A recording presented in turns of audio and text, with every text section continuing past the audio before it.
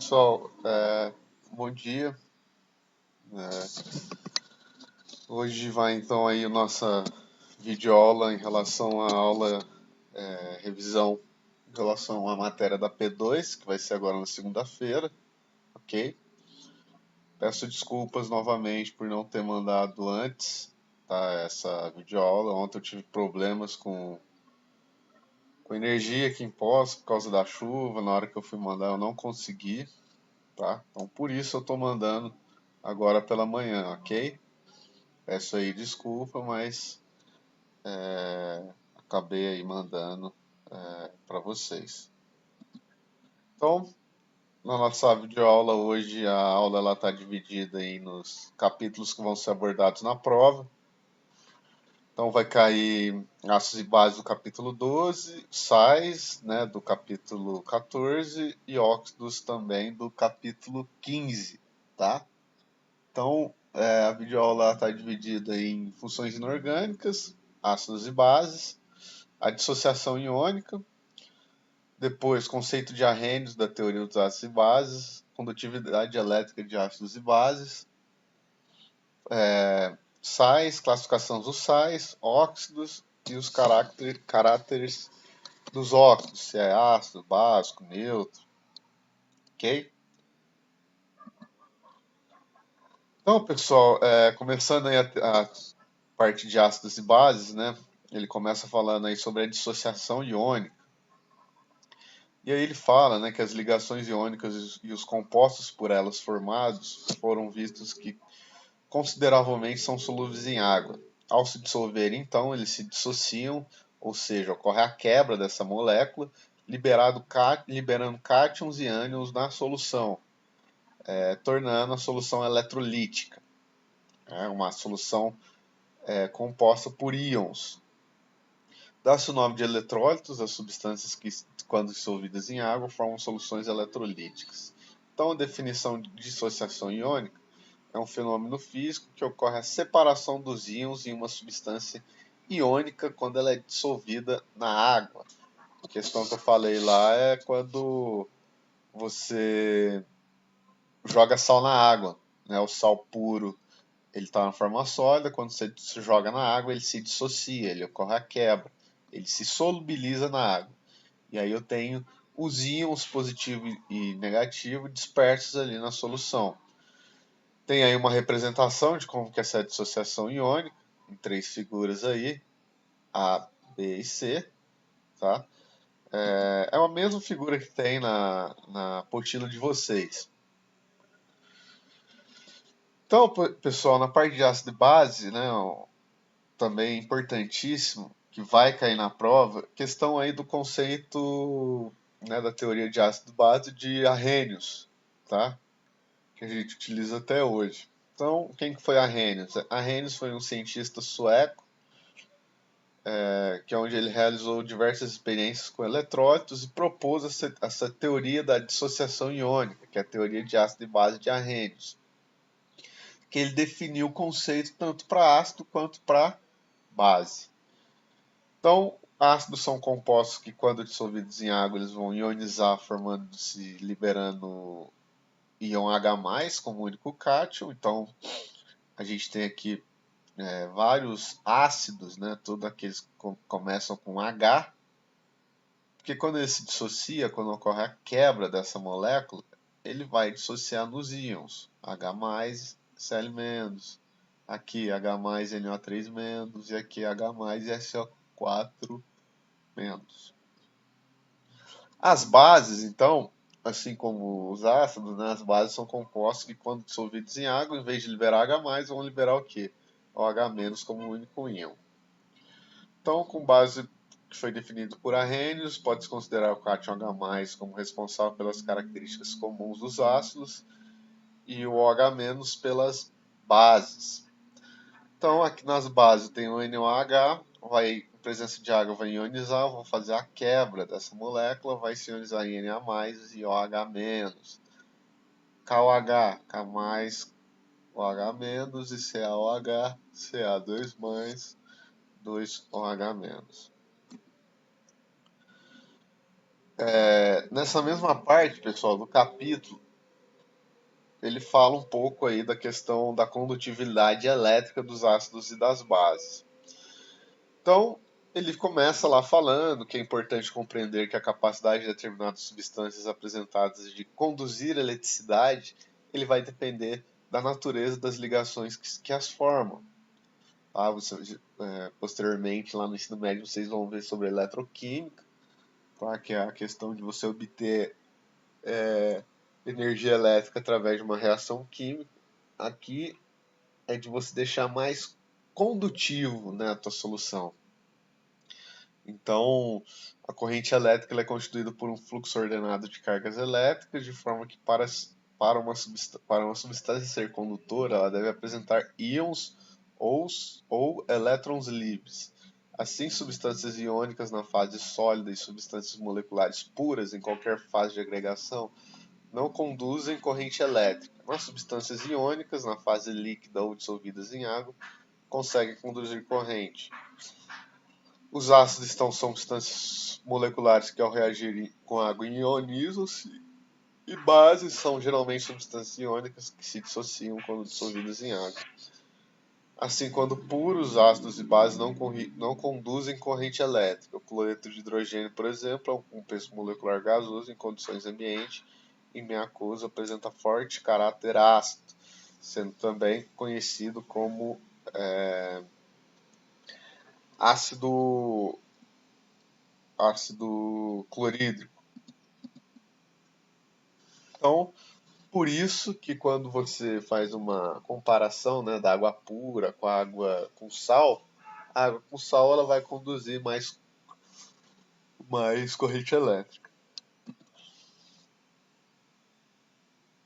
Então, o segundo capítulo aí que vai cair na prova das soluções inorgânicas é os sais, né? Sais no composto geral são compostos iônicos formados como produto da reação de neutralização total ou parcial de um ácido por uma base de arrênios. Mas, principalmente, pessoal, quando a gente ouve sal, já vem em mente sal de cozinha, cloreto de sódio.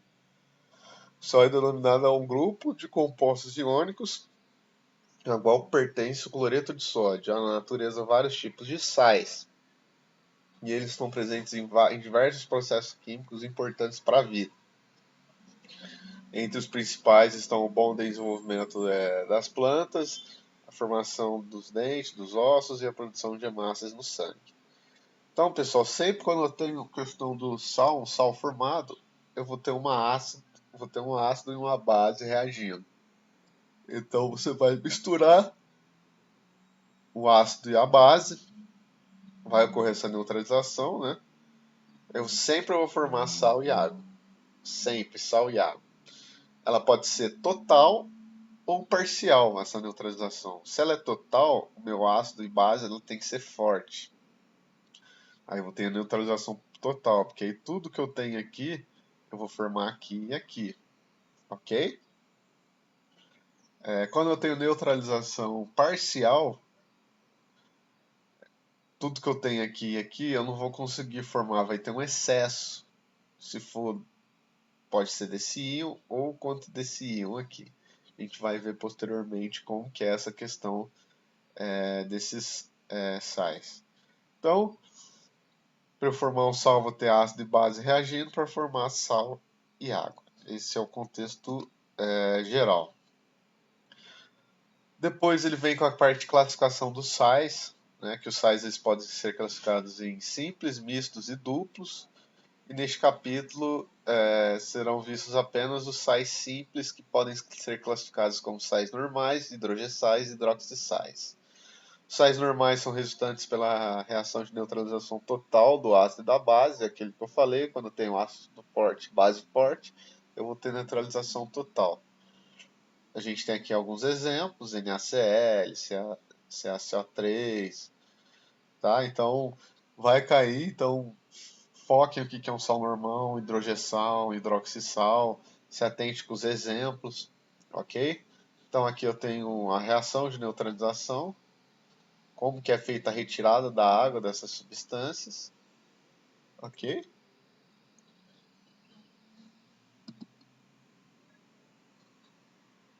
Agora dos sais que têm íons em excesso. Os hidrogessais, o nome já disse, eles são resultantes de uma reação de neutralização parcial, onde eu tenho excesso de íons H+. Então eu vou ter excesso de H+ aqui.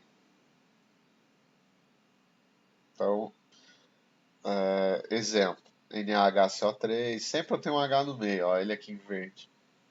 Como que ele é formado? Ele vai estar em excesso, pessoal. Então, quando eu falei lá, se eu não conseguir balancear, eu coloco ele aqui no meio.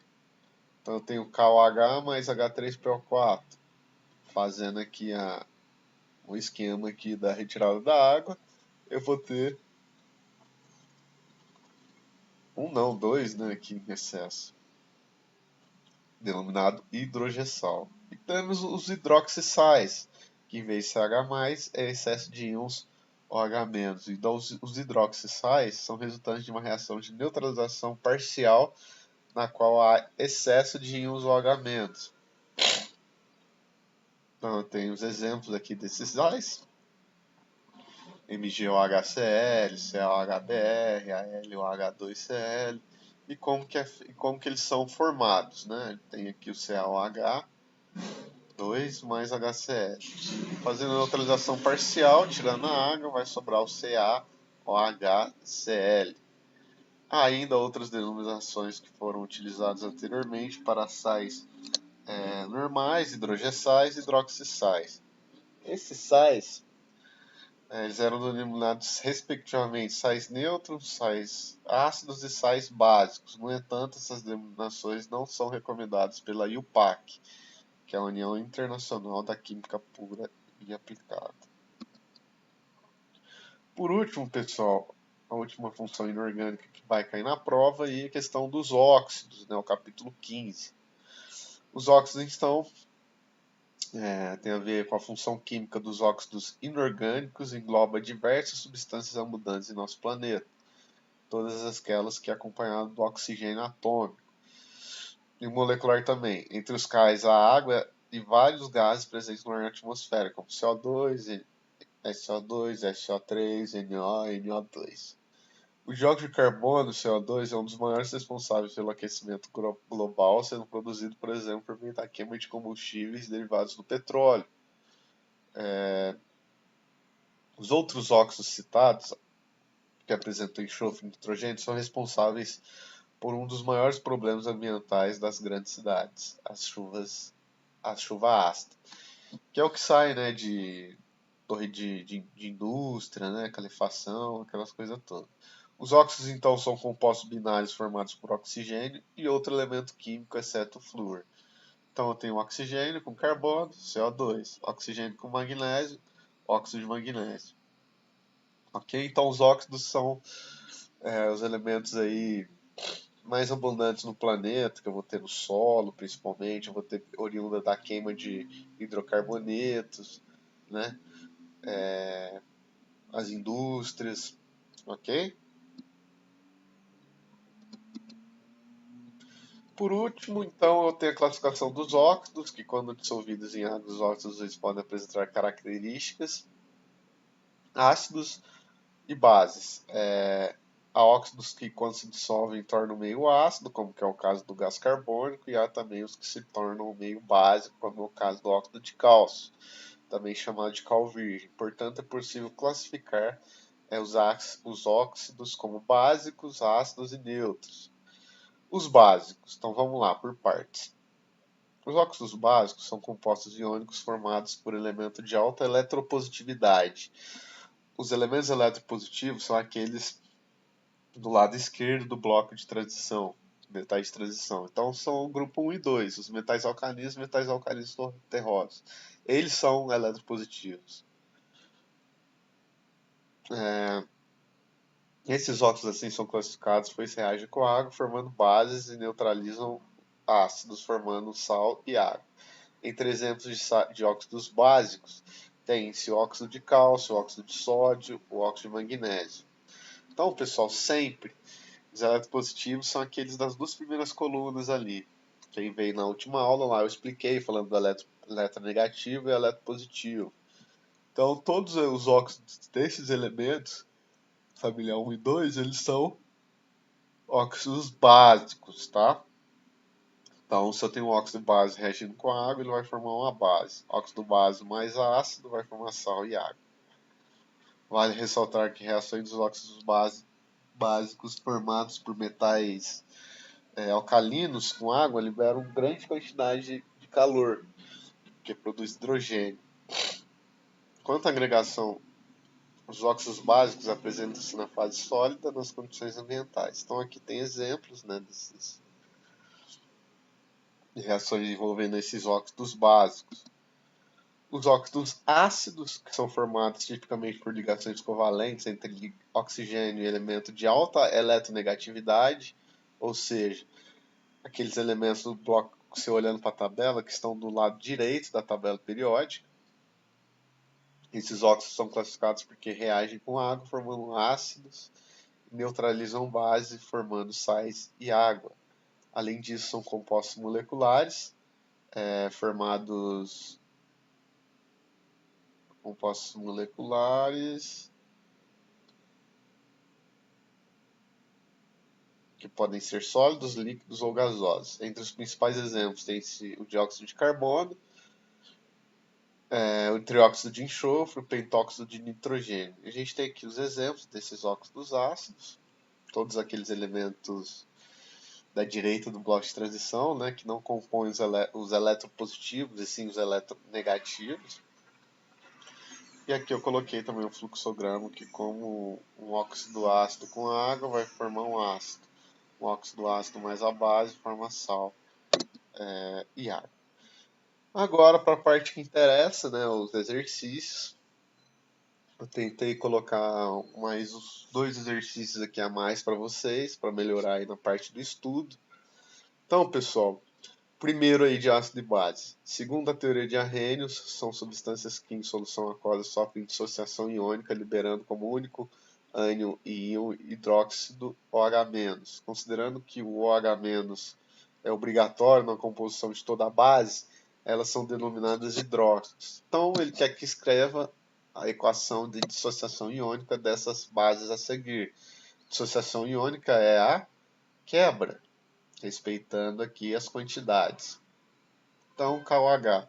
Quebrei aqui o H, o KOH, e vai ficar em K. Como todos são bases, todos vão liberar o H-. Tá?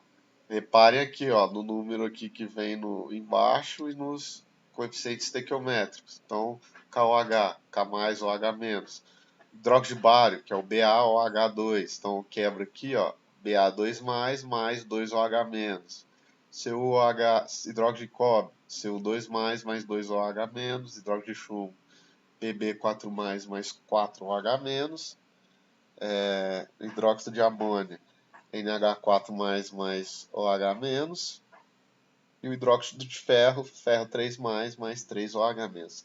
Todos, né, levam em consideração essa lógica aqui do o número que vem aqui no outro elemento e a quantidade de OH-. Né?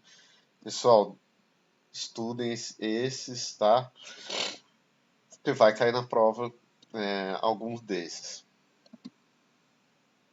A segunda aí, questão aí de ácido de base, que também vai cair, explique por que as soluções eletrolíticas conduzem eliticidade, enquanto as soluções não eletrolíticas não apresentam essa característica. A condição de eliticidade ela se dá por meio de corrente elétrica, que é dado pelo fluxo ordenado de cargas, que são os íons. Né? Os íons têm cargas positivas e negativas, então eles conduzem eletricidade. As soluções não eletrolíticas eu não tenho íons, então, portanto, eles não vão conduzir. Concordo? Então, eles não possuem íons, portanto, não há transporte de carga, que gera corrente elétrica. Saber também, pessoal, o que é uma teoria de Arrhenius para ácido e base, tá? Eu posso estar perguntando. Então, tem muitos outros exercícios que eu não coloquei aqui que vocês também podem, que eu estou falando aqui, vocês podem praticar. Esse aqui eu achei legal de colocar, um exercício resolvido, que ele fala em um laboratório de química, um técnico precisa realizar o descarte de uma solução de NaOH. E para isso, que é o hidróxido de sódio, para isso necessita neutralizar a solução. Cite uma substância eficaz para essa finalidade e explique por meio da equação da reação. Então, para neutralizar o NaOH, que é uma base forte, eu uso um ácido forte, que é o HCl, ou um outro forte. Então, HCl com NaOH, eu vou formar sal e água. Sal e água é o NaCl. Para neutralizar a solução básica, o técnico deve utilizar a solução ácida, que é um HCl, um H2SO4, um HNO3. E a reação de neutralização, ó, NaOH mais HCl formou sal e água. Outro exercício importante de formação de sal. Exercício 1. Complete as equações de reação de neutralização total ou parcial de acordo com as proporções dadas para os ácidos e para as bases, classificando o sal produzido em sal normal, hidrogessal ou hidroxissal. Isso aqui eu fiz na última aula, novamente com vocês. Tá? Então vamos lá, ó, NaOH com HBr. Tá aqui. Ele mostra que através desse fluxograma como que eu retiro a água e como que é feito o balanceamento da água. Então eu formei um NaBr, que é um sal normal. No de baixo, pessoal, você vê que tem um hidróxido. Hidróxido de magnésio com ácido sulfuroso. Fazendo a neutralização, os dois são fortes, eu tenho neutralização total. Formei aí sulfito de magnésio. O C, hidróxido de zinco com ácido clorídrico, eu vou ter uma neutralização parcial, porque eu vou ter um excesso de íons OH-, e formou aí um hidroxissal, que é o ZnOH Cl. O de baixo tem hidróxido de ferro com ácido fosfórico, eu tenho excesso dos íons H+, formou esse composto aqui, ó, que é o hidrogessal. E por último, eu tenho também uma neutralização parcial, onde eu tenho hidróxido de alumínio com ácido crômico. E eu tenho aí um excesso de íon OH- formando o hidroxissal. Por último, pessoal, exercício aqui de óxidos. Ele é resolvido também, tem na apostila, mas ele é bem interessante, onde eu tenho um processo industrial que ocorre em 3 etapas. Então, óxido 1 mais água forma uma solução ácida, que ela vai solucionar em solução ácida mais óxido 2, formando solução neutra. Ele quer saber aí quais óxidos, a classificação dos óxidos 1 e 2, que é esse aqui e esse aqui.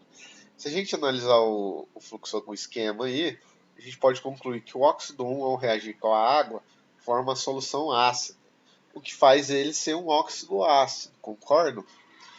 E embaixo, no 2, essa é a solução ácida, com o óxido 2, ele forma uma solução neutra. Então, o 2 é um óxido básico, ok?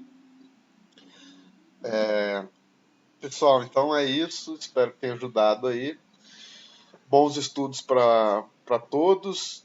Foquem nos exercícios, foquem nas dicas que eu dei aqui na videoaula e a gente se vê segunda-feira. Abraço.